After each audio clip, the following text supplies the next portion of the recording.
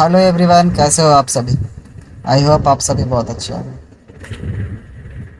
तो चलिए, हम लोग अभी तक का चैप्टर 8 कंप्लीट कर चुके हैं। अभी हम लोग चैप्टर 9 का सारांश देखेंगे। चैप्टर का नाम क्या है? जन जन का चेहरा एक, है ना। तो इसमें क्या क्या बात बताई गई है, इसके लिए मैं सारांश तो आप लोग को बताऊंगा ही, लेकिन आप लोग एक बार, अगर किताब है आप लोग के पास तो एक बार किताब पढ़ लें, ठीक है।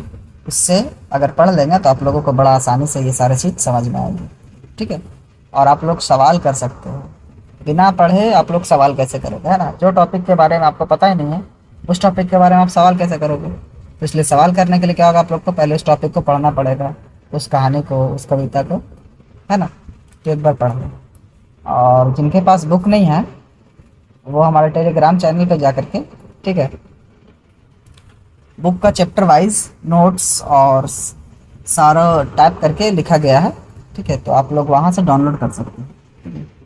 सेम टू सेम है, हो सकता है कुछ थोड़े बहुत स्पेलिंग्स आगे पीछे हुए हो टाइपिंग के बाद, तो उसमें थोड़ी सी मैम चेक कर लीजिएगा। बाकी सभी चीज़ आपको वहाँ पे मिल जाएगा, ठीक है। तो आप लोग टेलीग्राम पे जा करके देख लें।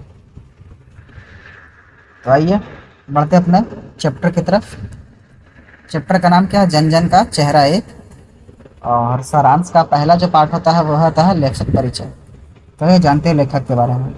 जन जन का चेहरा एक का लेखक है गजानन माधव मुक्तिबोध। क्या नाम है? गजानन माधव मुक्तिबोध। इनको मुक्तिबोध के नाम से भी जानते हैं, ठीक है। इनका जन्म 13 नवंबर 1917 को हुआ था। किसका? गजानन माधव मुक्तिबोध का। बोलेगा मुक्तिबोध का जन्म कब हुआ था? तो 13 नवंबर 1917 को। और इनकी मृत्यु यानी कि इनके निधन हो गई थी 11 सितंबर 1964। 11 सितंबर 1964 को गजानन मुक्तिबोध का मृत्यु हो गया था। इनका निवास स्थान है श्योपुर, ग्वालियर। और ग्वालियर हमारे मध्य प्रदेश में पड़ती है। कहाँ पड़ती है? मध्य प्रदेश में। इनके पिता का नाम था गजानन माधव मुक्तिबोध का पिता का नाम था माधवराज मुक्तिबोध। क्या नाम था? माधवराज मुक्तिबोध। और इनकी माता का नाम था पार्वती बाई, ठीक है। उनके माता का नाम क्या था? पार्वती बाई।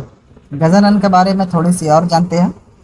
गजानन माधव मुक्तिबोध 20वीं सदी के उत्तरार्ध के हिंदी के प्रमुख कवि, चिंतक, आलोचक और कथाकार थे।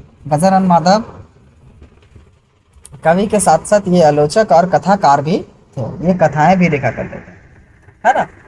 तो ये हमारी रही लेखक परिचय। और अब बढ़ते हैं अपने मेन टॉपिक पे। जन जन का चेहरा एक कविता का सारांश। ये क्या है? तो एक कविता है, ठीक है। आइए इस सारांश में क्या जानेंगे ये पहले हम लोग दर्शाते हैं, ठीक है। यह कविता सार्वभौम चिंतन को पकड़े है। इसमें पीड़ित संघर्षशील जन का चित्र उतारा गया है जो अपने मानवोचित अधिकारों के लिए कार्यरत है। यह संघर्ष विश्व के सभी क्षेत्रों में फूट रहा है जो न्याय, शांति, बंधुता पाना चाहता है। इस प्रकार से संघर्षशील जनता एक ही है, एक सूत्र से पिरोई गई है। तो इस कविता में हम लोग देखेंगे, इस कविता में जो बताया गया है वो एक आम इंसान के बारे में बताया गया है। और हर उस इंसान के बारे में बताया गया है जो एक जैसे विचार रखते हैं, है ना। चाहे वो किसी भी देश का हो, किसी अलग देश का हो, या फिर किसी अलग महादेश का हो, है ना, किसी अलग धर्म का हो या फिर किसी भी धर्म का हो, सभी के चिंतन को एक जैसा, एक स्वरूप देने की कोशिश की गई है। तो आइए बढ़ते अपने अगले टॉपिक पे, ठीक है।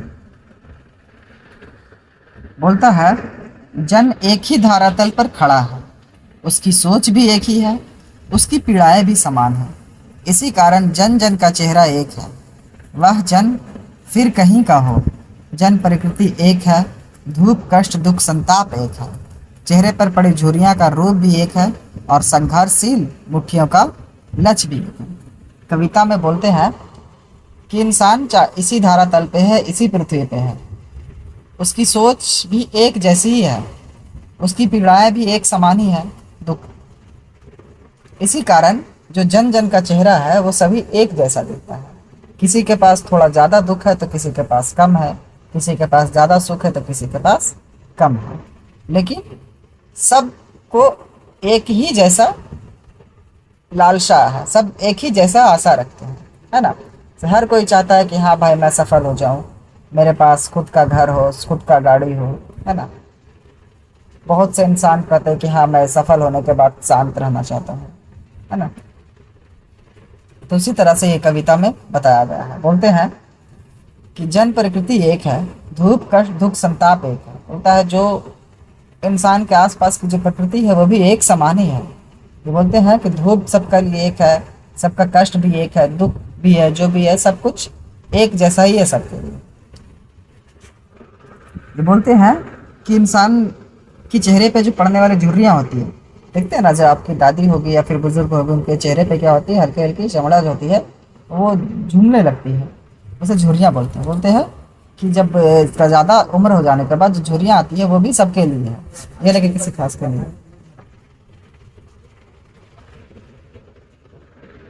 है ना। आगे क्या बोलता है कि हर किसी के मुट्ठियों में जो लक्ष्य है वो भी एक ही जैसा है। जो भी लोग संघर्ष करते हैं उनकी लक्ष्य क्या होती है, सफल होना होता है ना। किसी तरह से सफल हो जाए, खुद का घर बना ले, खुद के परिवार को सही से रख सके, है ना, अच्छा एजुकेशन पा सके, अच्छा खाना खा सके, ये सबकी होती है चाह, है ना। चाहे कोई भी है दुनिया में, सबकी ऐसा ही चाह होती है, चाहे अमीर हो या गरीब हो।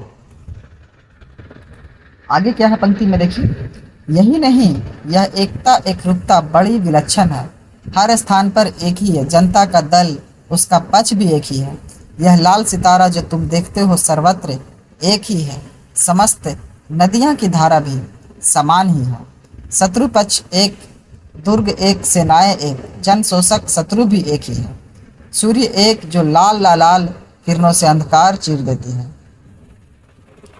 कवि बोलते हैं कि यहाँ पे जो एकता है, एकता रूप दिखाया जाता है, ये सब किसी के लिए एक ही है।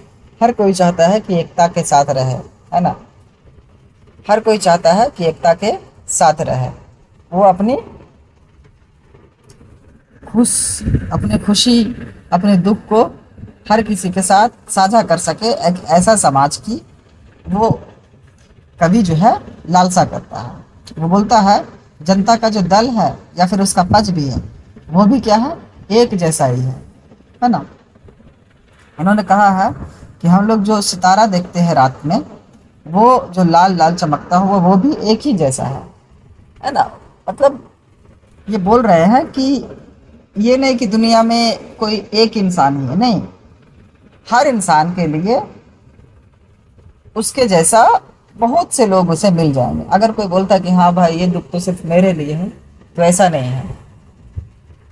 ये दुख सिर्फ आपके लिए नहीं, आपके जैसा बहुत से लोग के पास है ना। अगर कोई इंसान कामयाब हो गया तो इसका मतलब ये थोड़ी वही सिर्फ कामयाब है, आप भी हो सकते हो, है ना। थोड़ी वक्त लगेगी। आइए देखते आगे। बोलते हैं विभिन्न प्रतीकों के माध्यम से जन जन के चेहरे की एकता स्थापित की गई है। सत्य का उजाला एक, सबकी दे वेदनाएं समान, हिम्मत एक समान। इसके साथ भारत का अपना अस्तित्व अलग है मात्र कुछ मामलों में। यहाँ सभी और भाई है, सभी और बहनें हैं। सर्वत्र कन्हैया ने गायें चराई है, उसकी बंशी की धुन सर्वत्र एक ही है। दानव दुरात्मा भी सर्वत्र एक ही है, फिर भी मानवता एक ही है। यहाँ शोषक खूनी चोर एक से ही है। कवि ने साफ किया है भौगोलिक सीमाएं भी मानव की एकता को नहीं तोड़ पाती है। गम भी एक, खुशियाँ भी एक, एक चाहे विश्व का कोई देश हो। इस प्रकार देश की सीमाएं बदलाव नहीं ला सकती। सर्वत्र जन जन का चेहरा एक ही है। कवि ने बताया है कि इस ग्रह पे, इस धरातल पे जितने भी देश हैं, इन देश में पड़ने वाली जो सीमाएं हैं वो इंसान की भावनाओं को, इंसान की पसंद को छुपा नहीं सकता। चाहे वो इंसान अमेरिका में रहता हो, चीन में रहता हो, पाकिस्तान में रहता हो, जापान में रहता हो, कहीं भी रहता हो, सबकी जो लालसाएं हैं वो एक ही तरह की तो है। सबकी लालसाएं क्या है, एक ही तो है। हर कोई चाहता है कि हाँ भाई हम कामयाब हो, हर कोई यही चाहेगा ना कि हाँ मेरा वतन सबसे आगे हो। लेकिन यहाँ पे कभी बोलता है कि भारत एक ऐसा देश है जो थोड़ी सी अलग है, क्योंकि यहाँ पे अलग अलग मजहब के लोग रहने के बावजूद भी यहाँ पे बहुत ज़्यादा खुशहालियाँ हैं, सभी लोग एक जैसा मिलकर के रहते हैं। हो सकती है कि कभी किसी धर्म के लिए किसी लोग को थोड़ी बहुत उनकी मेंटलिटी जो है वो अलग हो, लेकिन इसका मतलब ये नहीं कि हाँ वो हमसे अलग हो।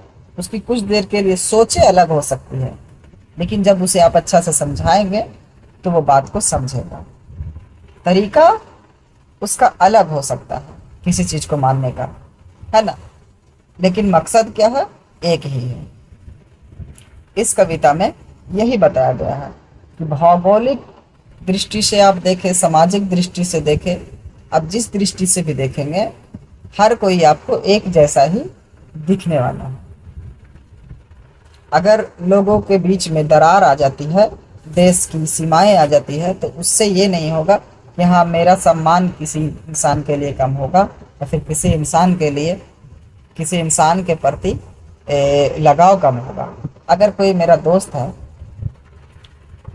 और वो जापान चला जाए तो इसका मतलब ये थोड़ी हो सकता है कि हाँ भाई मेरा उसके प्रति सोच बदल जाएगा, बिल्कुल नहीं, है ना। वो भारत में था तब भी मेरा वही दोस्त रहेगा, जापान में है तब भी रहेगा, है ना। उसी तरह इसमें इस कविता में जो बात बताया गया है वो किस चीज़ के बारे में बताया गया है, आप लोगों को सबसे पहले नोट्स कर लेना है ना, कि इंसान के प्रति लगाव को दिखाया गया है। चाहे वो इंसान किसी भी जगह पे हो, उसके प्रति हमें एक जैसी स्वभाव रखनी चाहिए।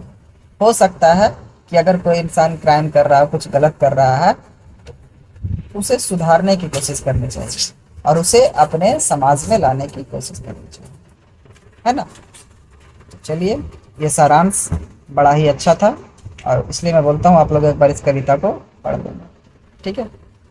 आइए आज के चैप्टर यहीं पे समाप्त करते हैं। Thank you so much. जय हिंद।